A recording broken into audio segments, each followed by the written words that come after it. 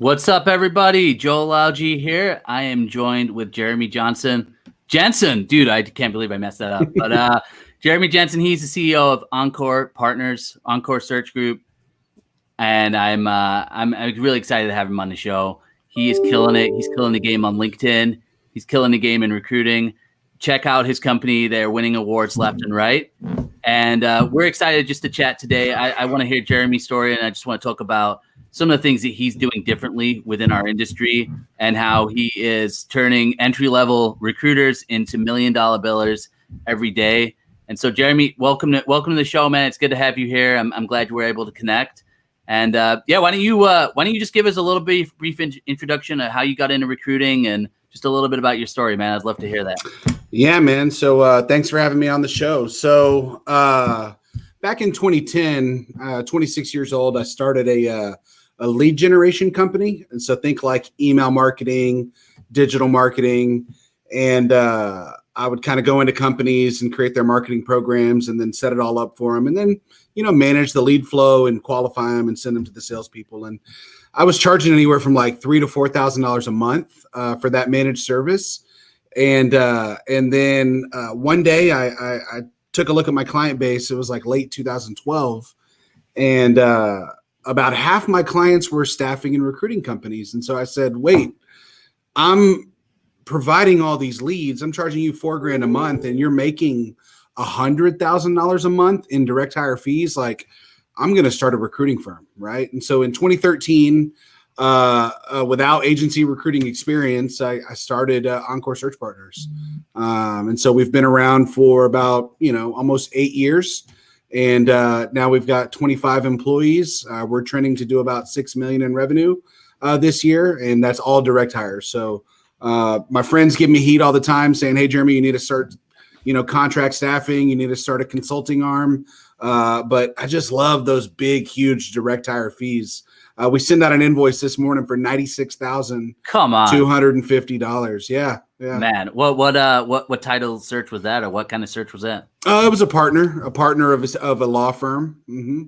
Man, that's great. Yep. So what I'm interested in, man, I mean, you started yourself, you had zero agency recruiting. Is it just you, or obviously on the title, it's your job, or the company title, it's got partners. So is it just you, or are you partnered up with someone? How did you work that out? Yeah, so I'm the founder, CEO, and I'm the owner. And then I've got two key executives that kind of run the show. So Scott Kelly came on board about, I would say 4.5 years ago, or 4 years and a month maybe. And he hired on as VP, then he was promoted to COO, and now he's the president. And so he's kind of everybody's boss, right? And then my executive VP, Casey Knight, that guy runs our biggest business unit, which recruits wealth advisors. So think like Morgan Stanley, Merrill Lynch, UBS, Raymond James, institutions like that. And so I always tell people, like, if we're the TV show Suits, I don't know, did you watch Suits? Yeah, I watched it. Yeah, so Scott would be Jessica, so he's the managing partner, right? Yeah. And then I'm Lewis, and then Casey is Harvey. So nice. I give him Harvey because he dresses so swag, right? So I got to give him the Harvey, even though like maybe technically I'm pretty much Harvey, but I can't claim it at 260 pounds. So I got to take Lewis. No, man, you're looking good, man. Thanks, brother. Love, man. What I love is, number one, I love that you came into the industry. You went for it.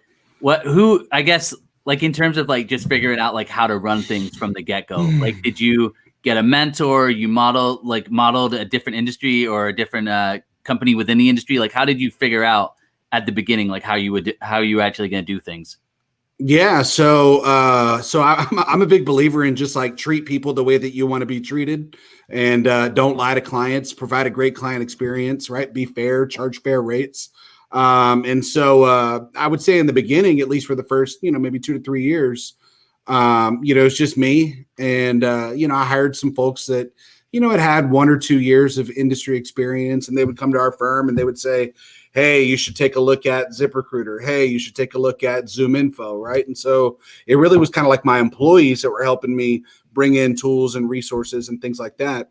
Back in 2015, I joined a group called Vistage International. And so Vistage is like a peer-to-peer executive advisory group. And so I had, maybe 15 people in my group, and then they kind of functioned as a board of advisors, if you will. And so that's actually where I met my president. We were in the same group. One day I was complaining about, my business, right? So, my recruiters are lazy. They're getting fat and happy. They don't grind.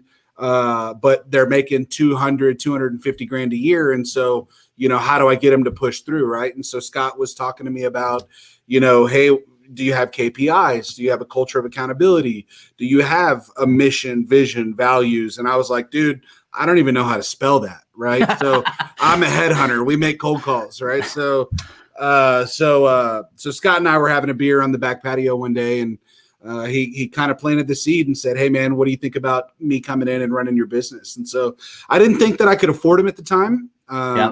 But he negotiated a pretty cool compensation structure where he gets a base salary and then he's compensated on top line revenue. And so whether I was getting fat and happy, when we were doing 1.2, 1.5 million in revenue, I couldn't be complacent because he came in and he put the foot on the gas pedal because he's compensated on top line, right? And so he's directly incentivized for us to do $10, $20 million a year in revenue. So are you running a desk? Is he running a desk, or you guys are okay? So you're strictly business. Good. Okay. I kind of play around on LinkedIn all day, man. Yeah. So welcome to the club. Yeah. So I did run about a $2 million book of business where I was the account manager on that. And it really just kind of drove me into the ground, man. My net margins were super high because I didn't have to pay out the account manager side on all that revenue. I was making seven figures, and I was just a miserable human. I was mean to my ex-wife, right? I was occasionally rude to my children. I was disengaged. I was on my phone at night whenever I should have been, on the floor playing with Legos and playing with, Matchbox cars. Right. And so it really wasn't until we implemented EOS, the entrepreneurial operating system, to where I kind of was able to transition over a lot of those, my responsibilities, if you will. And so, net margins are lower, right? Because I trust that everybody else is going to run my accounts. Right. And, but I'll tell you that, 25% margin of $6 million is way more than 40% margin of $2 million, Yeah. So, yeah. No, man, it's cool. That's cool. Curious. I posted about this today. In our industry, in the recruiting industry, we do a bad job with hiring inwardly. So we do a good job. We like to think we do a good job with hiring for candidates. But talk to me a little bit about your perspective and just how you actually operate in terms of bringing people into the industry. And, you have it on your LinkedIn. People who work with you that first year, they're making 100K. And so you're obviously building people up for success. So I'd love to just hear your perspective on that, how you got to that place and how you're actually implementing that, and, how you see that as different than what other people are doing in the industry. Yeah. So there's kind of like two answers to that question. The first answer is, in order to make a lot of money in this business, your fees have to be really high, right? And so when we implemented EOS and we started to analyze what it was that we were great at, right? What the days to close, the probability to close, the average fee, right, et cetera. And what we kind of came up with was, if our client hires this person and that individual brings a book of business with them, right? Yeah. Like the fee is going to be higher. They're going to make impulsive, very fast decisions. And so that's kind of the arena that we play in. Right. And so, partner level attorneys that bring a book of business, VP level financial advisors, VP level investment bankers, senior VP level commercial bankers. Right. And so the answer to that, the first answer is, it's easy to make big commissions when the average fee is $45,000, right? Yeah. My average fee in 2013 was 14 grand. 2014, 16. 16 grand, then 18 grand, then 22, then 27.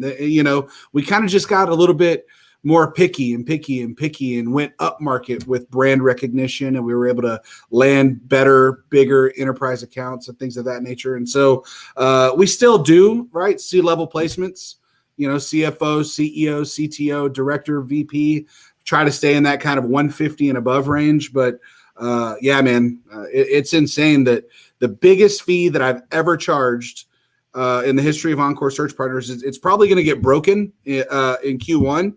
But I charged a $297,000 fee. Oh man. Yeah, it was insane. But so that's the first answer is offer really, really big commissions on really, really big deals, right? Yeah. So then when you use that as a carrot to say, hey, look, you can make $40,000 in commission on one deal, you get people that want to invest in themselves, right? They're willing to come in and grind on a 35K, base or, something along those lines in order to, pay their rent, right? But nobody's ever gotten rich on 40, 45, 50K. So we offer a pretty nominal base, right? Really aggressive commission plan, very clearly defined KPIs. We generate all the lists with direct dial phone numbers. And then it's very systematic, right? You manage to the KPIs. You offer, weekly training in order for them to overcome objections. You promote a culture of self accountability and collaboration with the group, right? But it's very systematic. I'm going to talk about our financial advisor recruiting group. In 1 week, the average recruiter makes about 1,200 phone calls, 1,200 outbound phone calls. If you make 1,200 outbound phone calls, you're going to talk to about 200 people, right? You're going to get screened out. You're going to get voicemails a lot of the time. If you talk to 200 people, you're probably going to have about 20 conversations, right? The other 180 are going to say, not interested, thank you, bye. You have 20 conversations, you're going to get 5 yeses. Okay, I'll talk to your client, right? And so our pitch is simple. You pick up the phone, you call people that are making $2, $3, $4 million on Wall Street, and you say, hey, look, I recruit for the independent broker dealer channel. Are you interested in flirting with other firms? No, not interested. Thank you. Bye. It's a numbers game, right? So if you get 5 yeses, you write them up, you send them to the VP. Then the VP, he needs 17 yeses in order to get one deal, right? A lot of these people are just flirting. They'll take your phone call. They want to go have a lunch, right? Maybe they want to meet the guy. That way they have his cell phone number in their phone. If shit hit the fan or something like that, they make a connection. But it takes 17 yeses to get a deal. So what that means is 1,200 calls to get 5 yeses. It takes 17 yeses to get a deal. So it takes about 5,000 phone calls to get a deal. So what we tell our entry-level recruiters is it takes 5,000 calls to get a deal. It can take you a month to make those 5,000 calls, right? Or It could take you 2 months, 3 months. It's up to you. It's up to you. You're the one that controls your income, right? And so whenever they get a deal, their commission could be anywhere from $10,000 to $40,000, $50,000 on that one deal. So it's pretty cool. I mean, I'm very proud to say that we're probably number one in the industry whenever it comes to recruiting, producing financial advisors. Partner level attorneys is super big division here as well, but it's a young division. We've only been doing it for about 2 years. That's a 4-person team. And to see an early career associate like Kirsten or like Christina with, 1 year of experience, these people are sending out 100K invoices. It's unheard of in the industry. You got to have the right process. You got to have the right data. If you're requiring your recruiters to come in every day to try to find out who to call, right? That's just a recipe for disaster, man. Like I don't need sourcers. I need headhunters. Yeah. Here's the list. Here's every litigation partner in DC that went to a top 5 law school that has been with their firm for at least 3 years. Here you go. 214 names. Bang it. Bang it. It's a numbers game, man. Man, I mean, it's huge because you're preparing people with not only the strategy as far as how many calls you need to make and what those results are going to be, and this is what we can actually control, but then you're also giving them the data. So you're helping them focus on what they need to focus on. Because like you say, a lot of, headhunters, the goal is to get on the phone and reach people. But what can happen is if you're having to do the research, you're having to figure, like you said, you're having to figure out too many things. And what you're doing is you're taking away from the strength of what those people are, where it's, hey, give me a list of 100 people. I can dial, I can connect with people. It actually gives me energy. I want to talk to people because that gives me energy, as opposed to, all right, like, what do you, I think a lot of times, like, well, what do you want to focus on? And as a new recruiter, it's like, I don't know what I want to focus on. So I like that you equip people. I'm curious, like, when you hire somebody in, what are you looking for? Because you said you're not looking for necessarily like recruiting experience. So like, what do you look for? Like, what's your DNA? Like, all right, there you go. They've got to embody our 6 core values, man. So we're looking for people that have discipline, right? They have grit. I've had a lot of success with people that have experienced hardship in their life.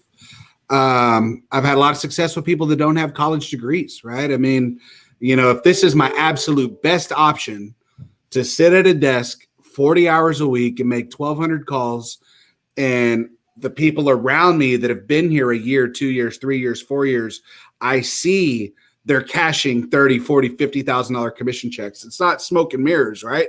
If I come in, I'm focused, I'm disciplined, I've got grit, I can get kicked into the teeth 200 times a day and still come into work tomorrow with a smile on my face. The people that just won't quit, man, those are the people that we look for, right? And so our 6 core values: excellence, responsiveness, gratitude, super important for me. I don't care if you make $300,000-$400,000 a year at Encore Search. We don't like arrogant assholes. Okay. Yeah. Gratitude, super important. Coachability, meticulousness, and then that competitive spirit. Those are our 6 company core values. And so we recruit, we hire, we coach, and we fire to the core values. And so in any coaching session, we always bring up, right, which core value the individual is violating. Another thing that's pretty unique is we don't shy away from putting people on performance improvement plans, right? I mean, I think that, so many employers utilize it as a last step whenever they already know that they're going to fire somebody, right? Yeah, yeah. But I'm excited to say that when you look at 5 out of our top 6 billers that are on the board, right? These folks are all 500K plus year to date during COVID. I'm excited to say that 5 out of the 6 have been on performance improvement plans over the last 2 years. And so, you can recalibrate, you can make sure that people are in the right frame of mind. You can make sure they have the right tools and resources to succeed. And I think that, everybody wants to do a good job. It's a matter of outlining, what those KPIs are, right? Clearly defining the role and saying, if you meet these requirements, you're doing a great job. Right. Yeah. So, yeah. We're perennially ranked as one of the best places to work, I think, because number one, we do offer a decent, commission plan. We offer honesty, transparency, right? And we really care about the success of our people, whether it's in their personal life or in their work life as well. And so I attribute 99% of that to my president, Scott Kelly, who came and brought the entrepreneurial operating system with us. But more importantly, he brought his heart and his love for people. And it's a good marriage whenever you've got Casey and myself putting the foot on the gas pedal, trying to generate revenue. And then Scott's the one that nurtures and develops our people. Yeah. You got people, you basically got people in the right seats doing what they're gifted at. And, and so we got Joseph here just says, if you're in sales, total comp matters. Salary is what gave me the 20K base and unlimited commissions. So he's basically saying he'd rather take the 20K base and unlimited commissions rather than 100K. So I mean, that's exactly, that's the name of the game. So I'll be honest, man. I mean, that's what he wants, right? But I'll tell you, a single income family, right, with 3 young kids and a mortgage that's $4,000 a month, that person's probably going to want that 100K base, And so, I'm a big believer in that there's no one size fits all, right? I mean, if I was working at a retained firm and the sales pipeline to close a deal was 8 months, right? I'm sure as hell not going to work on a 20K base, right? I mean, I'm going to have to wait a year until I get a commission, right? And so there's no one size fits all. I'll tell you, in our environment, we offer 2 comp plans. We offer a draw model. We offer a base model. The kind of the break even is if you generate over 250K in billings, you're going to wish you were on the draw model, right? Because it's uncapped.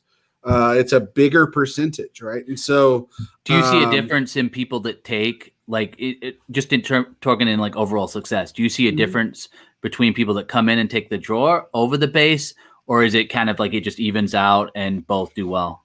Yeah, I think both do well because, they still fit the core values, right? They've got that grit, they've got the resilience, and they embody the core values, right, in their day-to-day lives.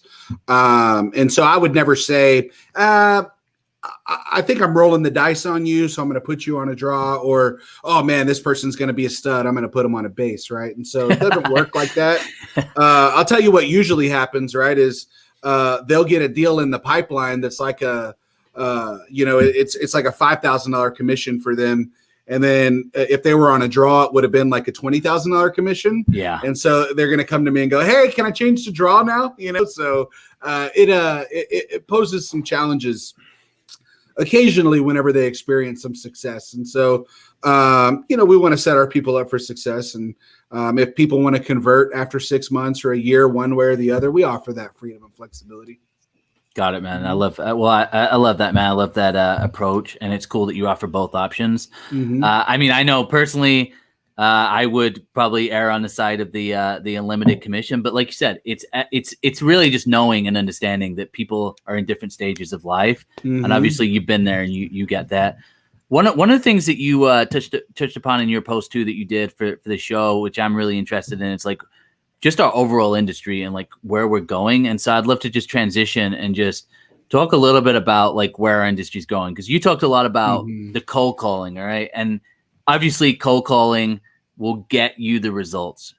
Do you see that ever changing, or you think that's with recruiting forever? Well, here's the deal. People think that cold calling doesn't work because they're not willing to make 1,200 calls to get the 5 yeses. Right? They give up around 60. Everybody says no, this shit doesn't work, right? I'm going to go to LinkedIn and I'm going to send emails all day, right?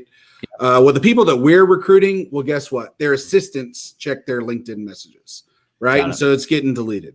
It's just a matter of who you're trying to recruit. When you're recruiting a producer, they grew up in their career cold calling, right? So you're a stockbroker, you're an attorney, whatever the case is. Game respects game, and a lot of times they'll at least hear you out. But so where's the industry going? Here's the deal, man. Companies have access to the same tools as us now, right? Yep. Back in the day, and again, I started my recruiting firm in 2013, and so I act like, I've been around for 40 years. But, back in the day, you had your internal database, right? Robert Half, they could go in, show me all the controllers that have Great Plains experience with this zip code. Here we go. I'm going to call them and see if they're on the market, right? Yep. Employers didn't have that data. Well, guess what? We all have LinkedIn now, right?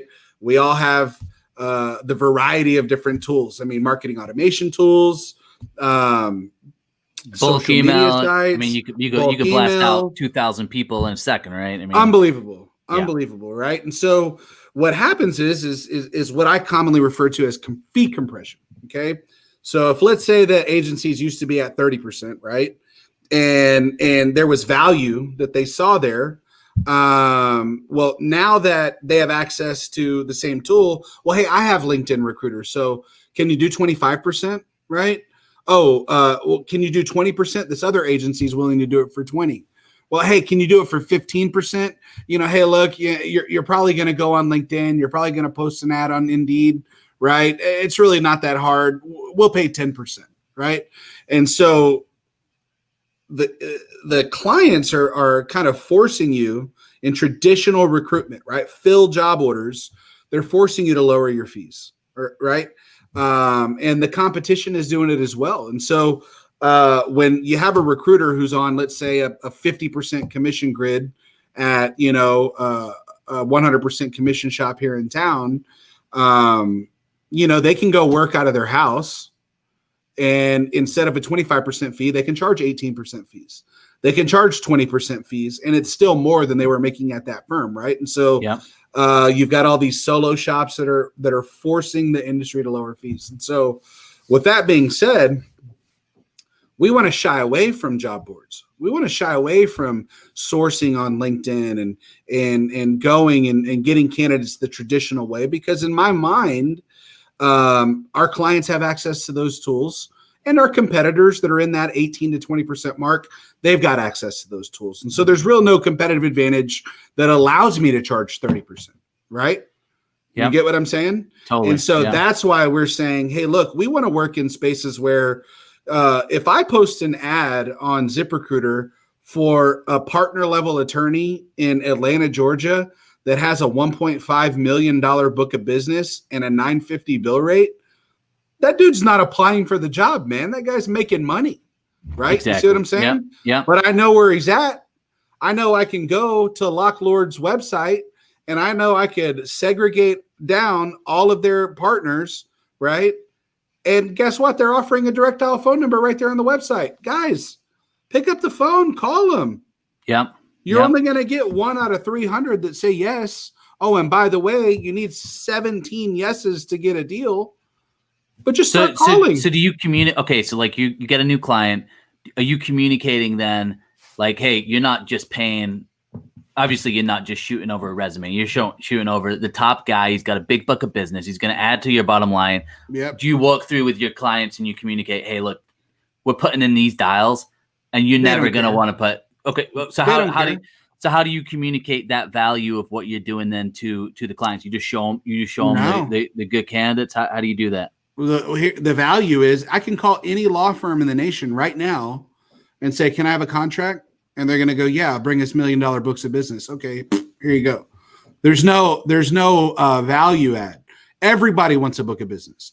If I called you, right, you own a recruiting firm. If I called you and said, I've got a recruiter that does 1.8 million in gross margin, right? Yeah. He's going to bring all these contractors over to you, right, on day one. Will you pay him a $250 base? Right? Yep. Is that your pastor? Is that the pastor right there? I don't know. Let's see. Hey man, I'm on a call real quick. I just need the keys. It's in the car? Yeah. All right. Interrupted, man. I felt like I was in trouble. Sorry. Yeah. Right. There we go. There you go. Yeah. So well, 100%. And I think that's but I wonder too, like, I mean, you said that you're pretty active on LinkedIn in terms of like you got 40,000 followers. I see your posts. They're awesome. You've got a good following.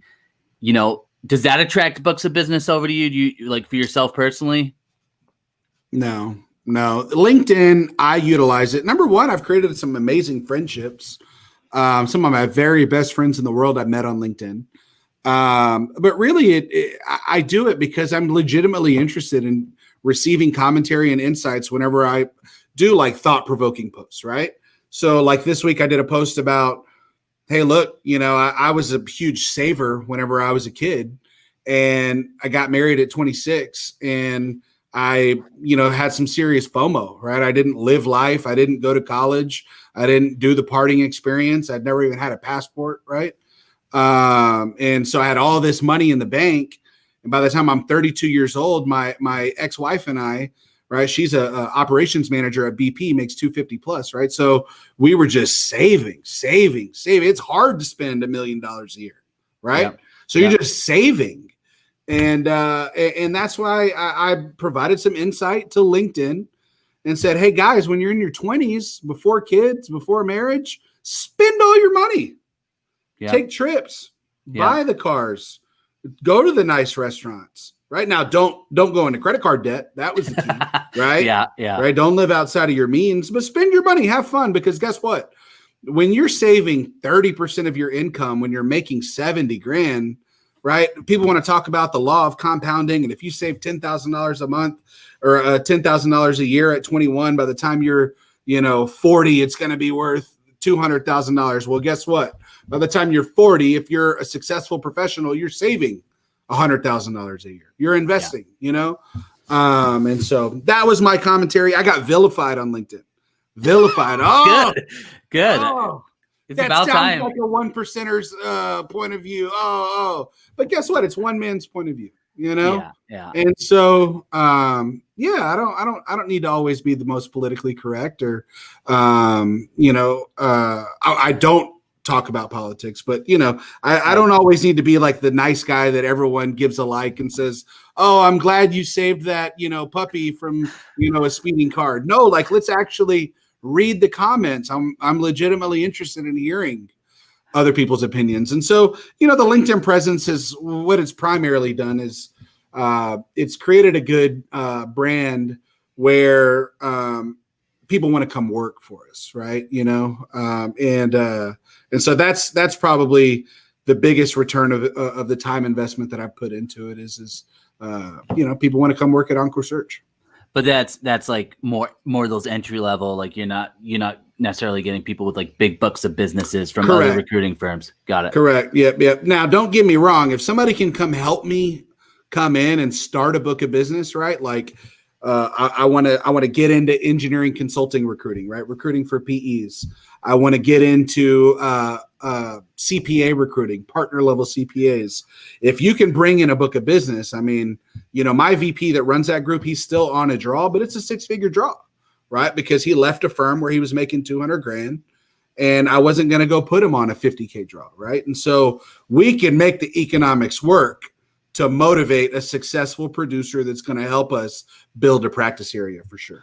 So so with that VP, for example, is that just someone that you knew, or how did that relationship start? Did that come through maybe just your brand awareness and him knowing who you guys were? Yeah. No. So I'm pretty, what's the right word? Self-promoting, right? So when we win awards, whenever we close a big deal, I put it on social media. His name's Casey Knight. He and I went to high school together. He was a year behind me. And so we knew of each other. And so we were connected on Facebook, but I wouldn't say that we were like personal friends. Right. And so, when he experienced some turbulence at his firm, he reached out to me and he basically said, "Hey, look, I'm burnt out. I don't want to recruit financial advisors anymore. Right. Yeah. I want to come work for Encore Search and I want to recruit CFOs."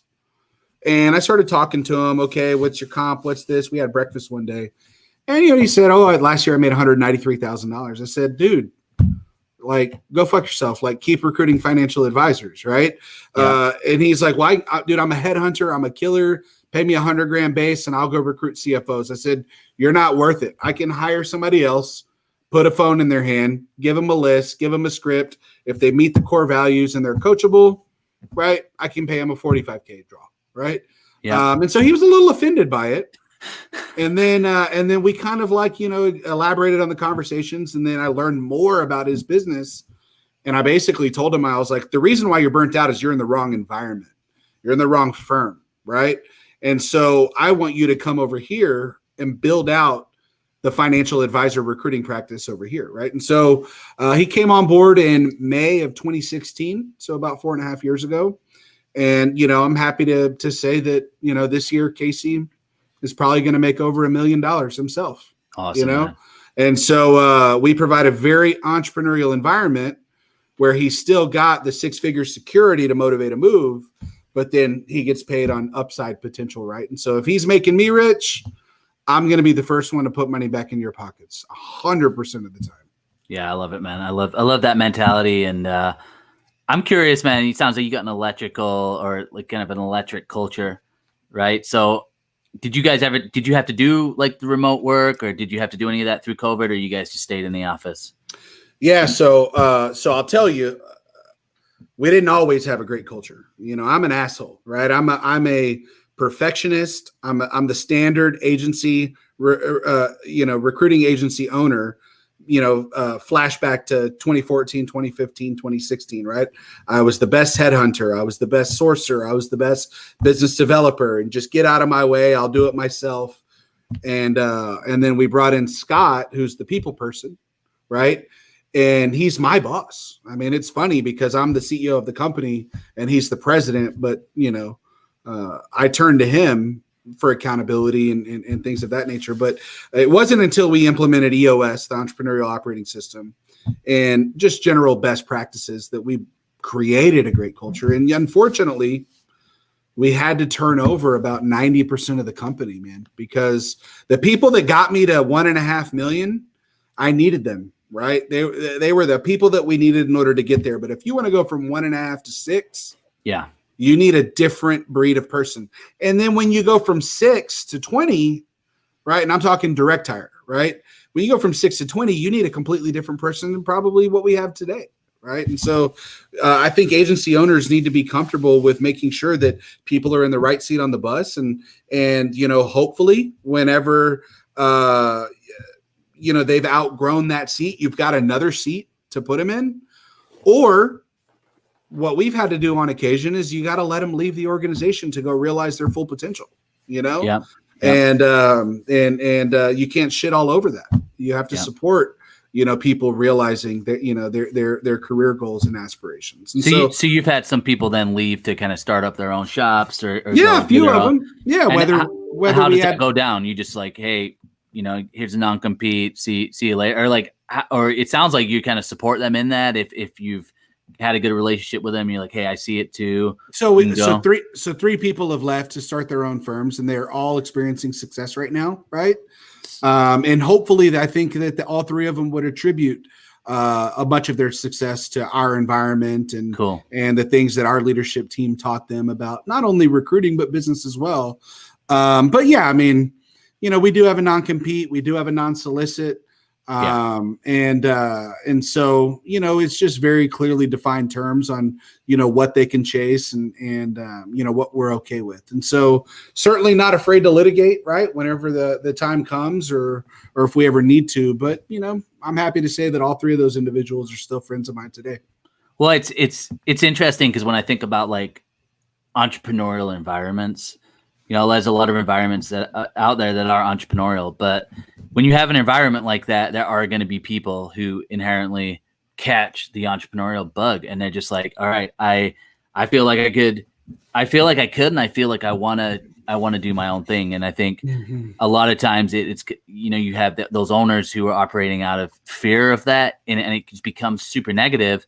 But there is a point to it, and just going, hey, obviously we want to protect our business, and that's a different issue, but we want to support you in, we want to let you go. So what about like I was just asking about like the culture as far as obviously in the office, you've got an energy going on.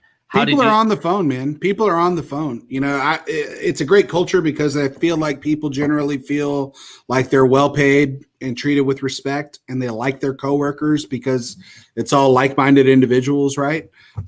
They go to happy hours together. They go to lunch together regularly. It's a great like camaraderie environment, but they're not high-fiving in the halls. They're not hanging out in the kitchen for 40 minutes. They want to get back to their desk because they're all here to make money. And so, yeah. So when they were working did you have to do any remote work or did you have to work from home or anything like that? How did you see things change? Yeah. So we started working from home. I think it was like, March 19th. Yeah. And, we came back on June the 6th, I believe it was. And so it wasn't, a long time. And here in Texas, I'm sure you guys are aware that, we were a little bit more, liberal on, allowing restaurants to open and bars to open and things to get back to normal. But yeah, I mean, productivity actually went up astoundingly during the quarantine because, they didn't have the distractions of, people talking loud in the background or, the water cooler talk or, the 30-minute commute each way, for some people. And so they would hop on the phone early. They just make more calls. And so productivity was up. I would say the number of leads was down, just because obviously the recipients of the phone calls on the other end were going through their own kind of pains of working from home and maybe having young kids or, spouses chewing their head off. But the lead flow that came in during the quarantine, we're starting to see those deals close. And so it was pretty productive time, I would say. So you changed your policy, or is everybody back in the office 100%? So we actually gave it as optional for people to come back in the office. And so the individuals that are still working from home, I think 6 out of our 24 are still working from home. Most of them have, whether it's like, they're at risk with health issues potentially, or young kids that they're having to do the Zoom schooling and stuff like that with them. Yeah.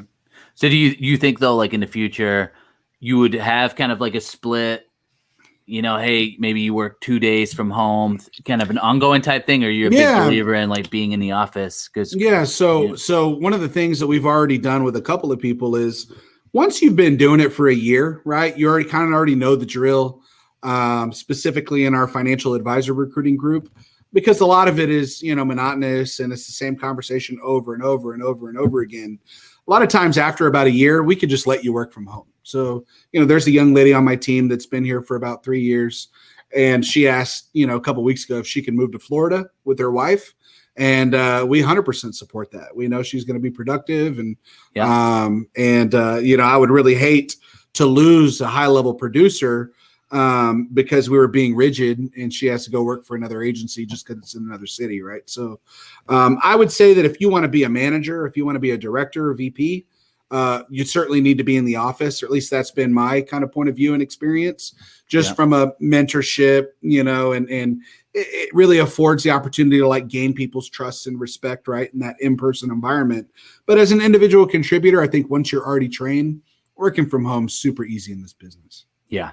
Mm-hmm. I mean, I know a lot of firms that are kind of trending more towards how you said, but there's a lot of firms too who are really rigid, and I think that's the best way to describe it. Mm-hmm. And obviously, it sounds like you support people, and if they're producing and making you money, why would you let someone go? And no way. They move, they drop, their performance goes down. That's a different conversation, but don't address that until it happens. So I love that. I love that. So what's next for you guys? I mean, I know you mentioned, you going from that 1.5 to 6 to 20. Like where do you kind of see things going, and where would you love to be, in the future, and kind of what's your overall vision for everything? Are you so my retire next year or what? No, I don't know about that, man.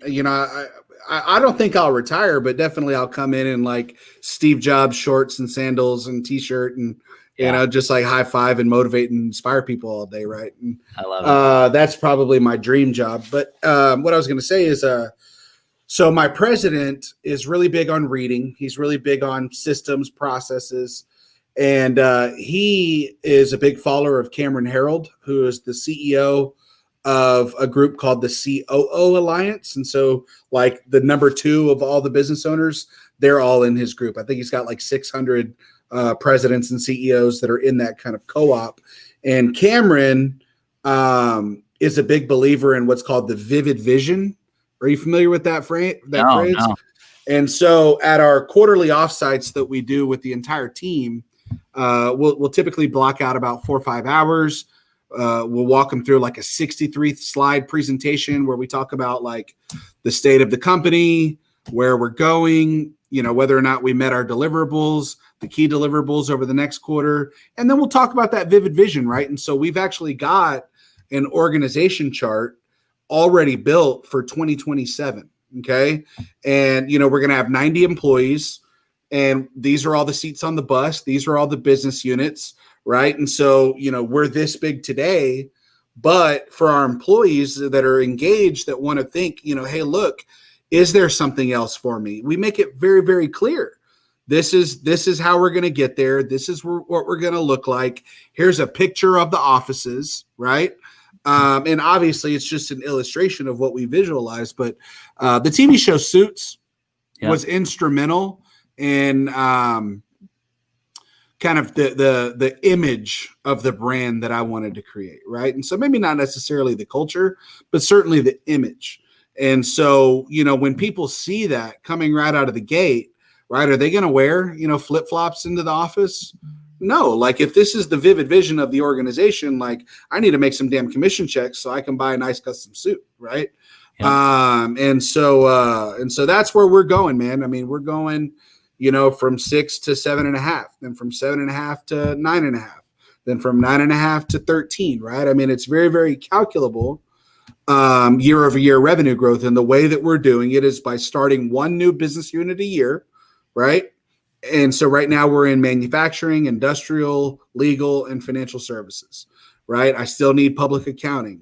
I still need engineering consulting. Right. I still need that investment banking VP that's going to come in and build out that business unit for me. But that's a long way of saying we know the roadmap, and we know that it's going to take amazingly talented people to get us there. And guess what? Us as executives, all we really need to do is just follow the system, follow the process, treat them with respect, do what we say we're going to do. That's the key as a business owner. Yeah. Well, do what you say. And I love that. I love that how you're actually showing though your employees like this is where we're going, because then it's like you're going to get bought into that as well. And if you can see it and you know what you're going to be a part of, it's huge. And again, I don't think I worked for a company that was very similar to that, and they were very clear with like, hey, this is where we want to be in 2025. This is where we want to be 2030. And people get bought into it, and they see their own career paths. They see their own opportunities. I've also worked at companies that don't mention any of that.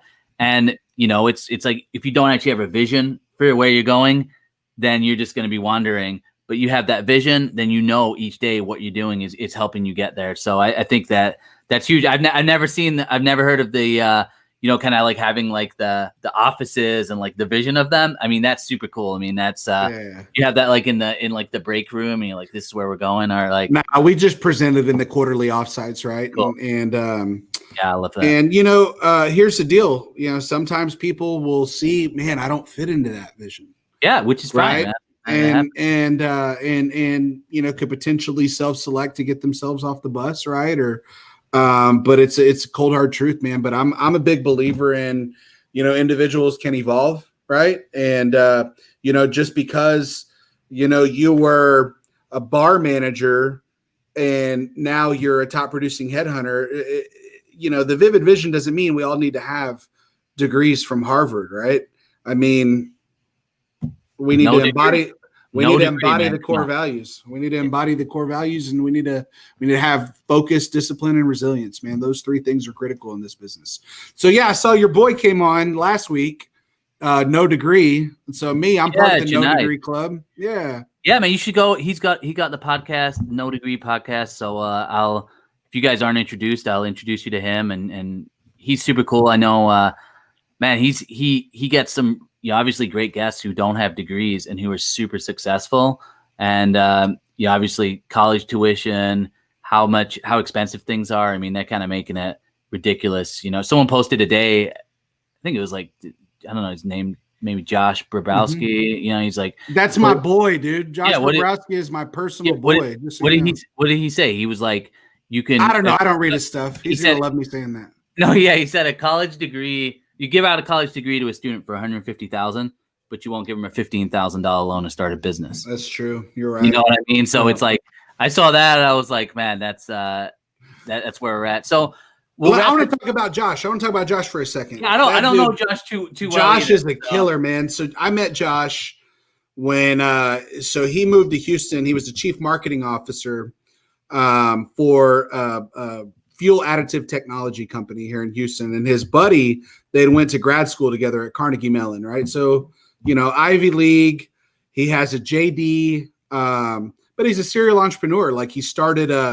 some CrossFit gyms, maybe like 7 years ago, built it up to 5 locations, monetized that, right? Moved down here, was an equity stakeholder in that deal. Then once he liquidated that, moved to Brooklyn. Yeah. And had like a little mini WeWork, right? So like he went and bought this, $6 million old junky, warehouse or whatever, put millions of dollars in build out and tenant improvement, started to like experience some really nice revenue growth. Then freaking WeWork like goes out of business. And then like his business crashes overnight because they're like, dude, if the 10,000 pound gorilla can't even sustain this business model, why are our investors going to keep putting money in yours? And so Josh got a tough deal, man, because he had an amazing business that he had done every single thing right, man. But COVID, yeah. I mean, and so my heart goes out to him, and thank goodness he's good with his money, man. And he's done really, really well. And, the stock market crash back in like March 18th or around there. I know he took advantage of some good stuff there, and so he probably made like a couple $1 million in that. So, Josh is a great guy, man. You need to have him on, I think. Yeah, man. I mean, I think he posts something too, like on his YouTube channel. He's doing things. So he's obviously a creative guy. He's gonna make it work, man. So I just thought I saw that today, and it's right in line with what we're talking about. So But man, I appreciate you coming on. And I want to wrap it up here. What's one piece of advice that you would give? I usually say like, what's one piece of advice that you would give to somebody just starting out in recruiting? But I actually want to focus on like, what advice do you have for other agency owners right now on how they can turn somebody who's entry level? Like, what's the biggest piece of advice you'd give for someone entry level to being $1 million biller in a short amount of time? Like, how do you do that? So I actually have the answer, but it's going to take me a second to pull it up, if you don't mind. Yeah, man. So here it is. I had somebody knocking on the door, so I definitely don't mind. Here it is. Here it is right here. So here's the answer, man. All of our employees have the shirts. This is the recipe for success for entry-level recruiters, experienced recruiters, agency owners. Are you ready? Let's go. Let's see what's to say right here. So I maybe make the screen bigger. Let me make it bigger here. It's all good. It says, I'm wearing a shirt right now, and it says, grow balls, make calls. There you go. That's it, dude. That's the recipe for success. Right. So what is the recipe? You just got it right there. I'm going to invoice everybody after they start making tens of millions of dollars, because that's the recipe for success. Yeah, man. Well, I love it, man. I love that you're real deal. You're treating people right. Obviously, anybody who's watching, you got to just check out the awards. You got to check out the awesome posts as well. And I love that you built a following just being yourself. Obviously, you're a super genuine guy. You're authentic. It's a real conversation. And where's the best place for people to reach you? Is it still LinkedIn? I mean, always LinkedIn. You're LinkedIn famous though, so it's probably hard to get through. Are you on any other social? I'm no Adam Karpiak or anything like that. Yeah. Come on, You're a fifth of the way there, man. Don't. I know recruiters with like 20 followers on LinkedIn. So obviously, you got 40,000 there. So LinkedIn's still the best place, though. For absolutely, you, shoot me an email and I'll reply. Mm-hmm. All right, Jeremy. Well, I appreciate it, man. Thanks for coming on here. I'll send you the recording as well, so you have that and you can chop things up. But man, seriously, just so much good advice here, and I appreciate your time as well, man. Awesome. Thanks, bud. All right, man. We'll sign off here.